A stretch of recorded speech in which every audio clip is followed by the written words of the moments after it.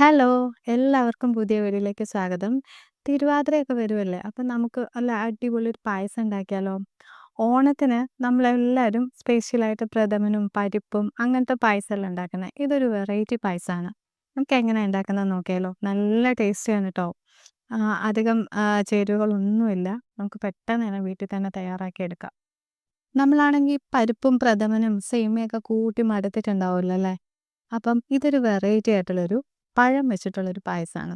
ടേസ്റ്റിൻ്റെ കാര്യത്തിൽ ഒരു രക്ഷയില്ല. നല്ല അടിപൊളി ടേസ്റ്റാണ് കേട്ടോ. ആദ്യം തന്നെ ഫ്രൈ പാനിലോട്ട് കുറച്ച് നെയ്യ് ഒഴിച്ച് കൊടുക്കുക. നെയ്യാണ് ഇതിൽ മെയിനായിട്ട് ഐറ്റം. നെയ്യ് കുറച്ച് മുന്നിൽ നിന്നാലേ പായസത്തിൻ്റെ ടേസ്റ്റ് കൂടത്തുള്ളൂ. പിന്നെ നമുക്ക് ഇഷ്ടമുള്ള നട്ട്സ് ആഡ് ചെയ്ത് കൊടുക്കാം കേട്ടോ. ഞാൻ കുറച്ച് ബദാമും കുറച്ച് ഉണക്കമുന്തിരിയും കൂടെ നെയ്യിലിട്ട് നന്നായിട്ടൊന്ന് വഴറ്റിയെടുക്കുന്നുണ്ട്.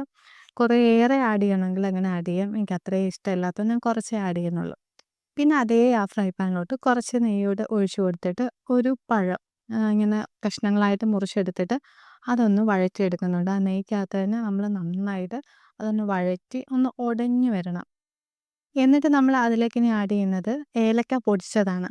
അതൊരു ഫ്ലേവറിന് വേണ്ടിയിട്ടാണേ. പിന്നെ ആവശ്യത്തിന് നിങ്ങൾക്ക് എത്രത്തോളം പഞ്ചസാര ആവശ്യമുണ്ടോ, പായസം എന്ന് പറയുമ്പോൾ മധുരമാണല്ലോ അല്ലേ? അപ്പോൾ ആവശ്യത്തിന് പഞ്ചസാര അങ്ങോട്ട് ആഡ് ചെയ്ത് കൊടുക്കുക.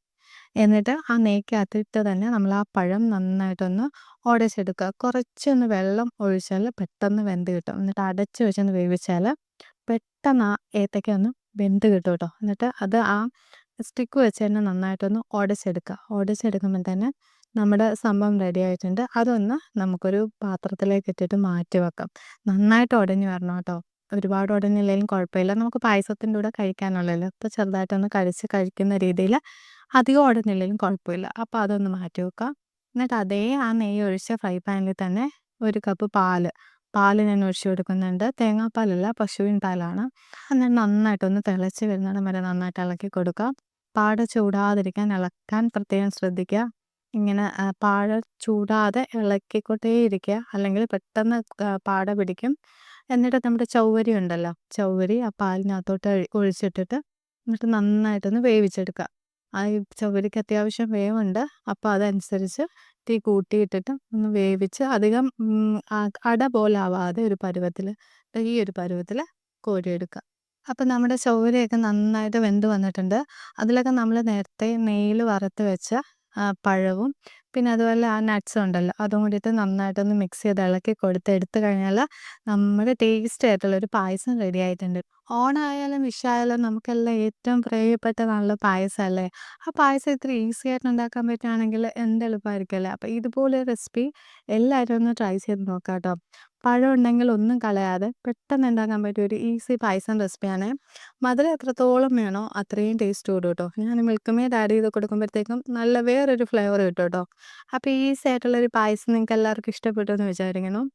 എൻ്റെ ഈ ചെറിയ വീഡിയോ എല്ലാവരും ഇഷ്ടപ്പെട്ടു എന്ന് വിചാരിക്കുന്നു. ഈ സബ്സ്ക്രൈബ് ചെയ്യാതെ കാണാത്തവരുണ്ടെങ്കിൽ എല്ലാവരും ഒന്ന് സബ്സ്ക്രൈബ് ചെയ്ത് കാണുക. ലൈക്കും ഷെയറും ഒക്കെ ഒന്ന് ചെയ്യണേ. പഴം വെച്ചിട്ടുള്ള പല റെസിപ്പികളും നിങ്ങൾ കണ്ടിട്ടുണ്ടാവില്ലേ? ഇതെന്തായാലും മസ്റ്റ് ട്രൈ ആയിട്ടാട്ടോ. ശരിക്കും നല്ല ടേസ്റ്റി ആയിട്ടുള്ളൊരു പായസമാണ്. നമുക്ക് പെട്ടെന്ന് വീട്ടിലുണ്ടാക്കുകയും ചെയ്യാം. ഒരു പഴമൊക്കെ ഇങ്ങനെ പഴുത്ത് വീട്ടിലിരിപ്പുണ്ടാവുമല്ലോ. നമ്മളെപ്പോൾ ഏത്തയ്ക്ക വാങ്ങിച്ചാലും അതൊക്കെ പെട്ടെന്ന് പഴുത്തിട്ടുണ്ടാവും. അപ്പോൾ ആ ഒരു ഒറ്റ പഴം വെച്ചിട്ട് നമ്മൾ ഈ പായസം ഉണ്ടാക്കിയേക്കുന്നത്. അപ്പോൾ നമുക്ക് ഈസി ആയിട്ട് വീട്ടിൽ തന്നെ ഉണ്ടാക്കാൻ പറ്റുന്ന ഒരു അടിപൊളി ടേസ്റ്റി ആയിട്ടുള്ളൊരു പായസത്തിൻ്റെ റെസിപ്പിയാണ്. അടുത്ത വർഷം ഓണത്തിനും ഇത് പരീക്ഷിക്കാം കേട്ടോ. നല്ല അടിപൊളി, എല്ലാവരുടെയും മുന്നിൽ നല്ല നമുക്കൊരു പേര് കിട്ടും. അടിപൊളി ടേസ്റ്റാണ് ഈ പായസത്തിന്. ശരിക്കും നല്ല ടേസ്റ്റാണ്. അപ്പോൾ എല്ലാവരും ട്രൈ ചെയ്ത് നോക്കുക. ഇനി പുതിയൊരു വീഡിയോ ആയിട്ട് കാണുന്നത് വരെ താങ്ക്സ്.